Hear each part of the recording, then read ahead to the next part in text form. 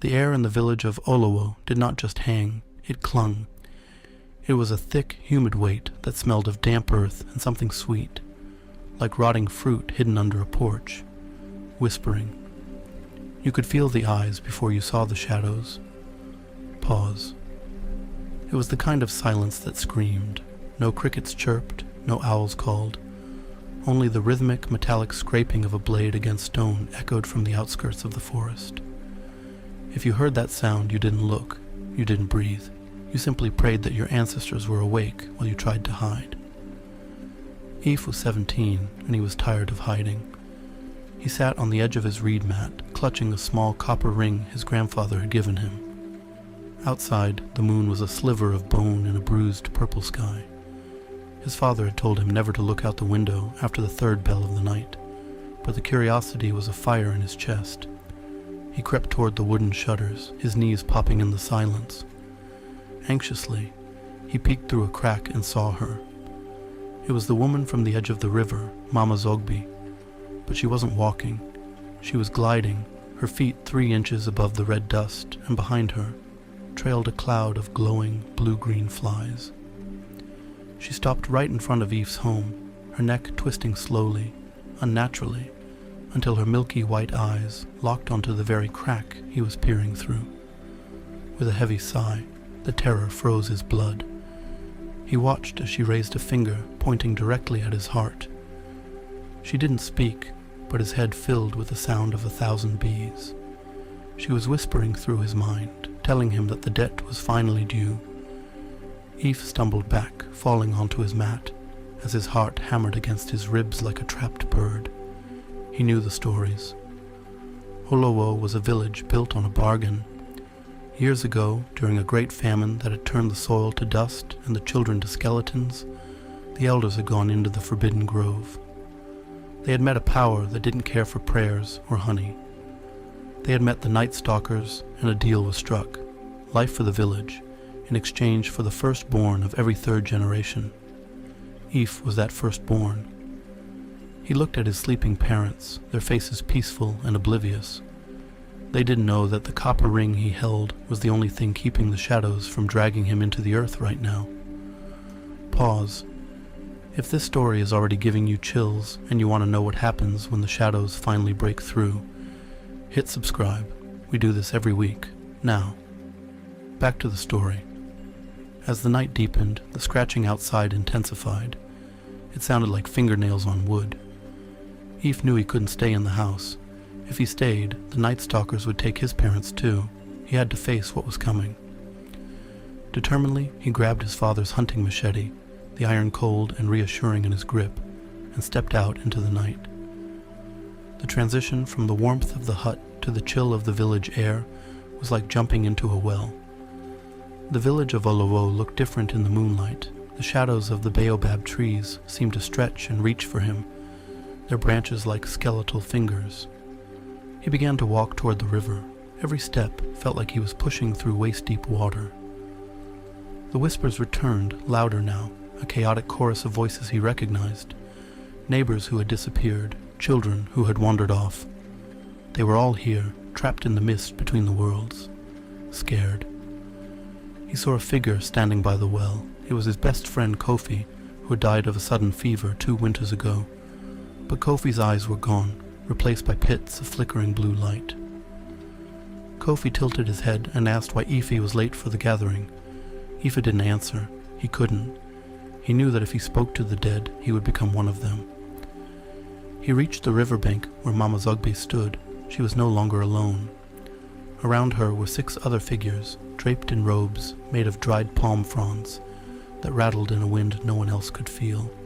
They were the keepers of the covenant. Mama Zogby stepped forward, her skin looking like cracked parchment under the moon. She told him that his blood was the final ingredient needed to keep the harvest silver and the wells full for another 50 years. She reached out a hand, and the copper ring on Ife's finger began to glow a burning, searing red. It was a protection charm, but it was cracking under the weight of her juju. Ife didn't wait for her to finish. He lunged, not at her, but at the ceremonial clay pot sitting at the center of their circle. He knew from his grandfather's stories that the pot held the A's, the concentrated life force of the village's bargain. If he broke it, the deal would be void, but the protection of the village would also vanish. As he swung the machete, the air grew thick as tar. Mama Zogbe let out a screech that wasn't human. It sounded like a mountain splitting apart. The shadows slammed into Ife, throwing him backward. He felt cold claws tearing at his back, dragging him toward the dark water. He struggled, his lungs burning. He could see the spirits rising from the water, their faces twisted in eternal hunger. He realized then that the keepers weren't just servants of the Juju, they were prisoners of it. He looked Mama Zogby in the eyes and saw a flash of his own fear reflected there. She had been the firstborn once too. She was trapped in this cycle of blood just as much as he was. With a final, desperate surge of strength, Eve threw the copper ring into the center of the clay pot. The reaction was instantaneous. A pillar of white flame erupted, consuming the darkness. The screeching stopped, replaced by a profound, heavy silence.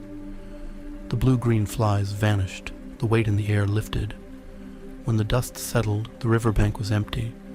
Mama Zogby was gone. The keepers were gone. Eve lay on the sand, his body trembling, watching the first light of dawn break over the horizon. He returned to the village as the sun rose. People were coming out of their huts, blinking at the bright morning. They looked lighter, as if a great burden had been lifted from their shoulders. But they also looked confused. They had forgotten the bargain. All except for Eve.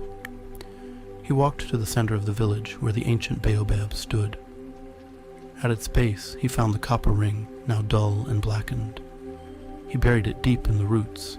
He knew that while the old bargain was broken, the forest still remembered. Whispering, "The darkness doesn't die, it just waits for a new invitation." Eve spent the following years as a watchman. He never told his parents what happened that night by the river. He stayed silent even when the crops failed the next year, and the wells ran dry for a season. The village struggled, but for the first time in generations, the children of Olowo were born with a future that belonged to them, not to the shadows. He would sit by the fire at night, the iron machete always within reach, watching the edge of the woods. Sometimes, when the wind was just right, he could still hear the faint, metallic scraping of a blade against stone. He would smile then, knowing he was ready. Because some things are worth fighting for, even if the whole world forgets why you're fighting. The village grew, and the stories of the Night Stalkers became nothing more than ghost stories told to keep children from wandering too far at night. But Ife knew better. He saw the way the shadows still flickered in the corner of one's eye. He saw the way the elders sometimes looked at the river with a lingering sense of guilt. He had broken the cycle of blood, but he had introduced something even more terrifying to his people, the unpredictability of a life without a bargain. Voice breaking. In his old age, Ife would often walk back to that riverbank. The clay pot was gone, turned to dust, but the air there was always just a few degrees colder. He realized that the Juju wasn't a monster you could kill. It was a mirror of human desperation. It had only come because his ancestors were afraid. He taught his own children that fear was a tool, not a master. He showed them how to read the clouds and how to listen to the earth. He gave them the truth, which was a far better protection than any copper ring. As the moon rose on his final night, an old, familiar figure appeared at the foot of his bed. It wasn't Mama Zogby, but a reflection of what she could have been. She nodded once, a gesture of respect from one guardian to another. Eve closed his eyes, his breathing slowing to a rhythmic, peaceful stop. The metallic scraping in the woods finally ceased. The debt was paid, not with blood, but with a life lived in defiance of the dark. Olowo was finally, truly asleep.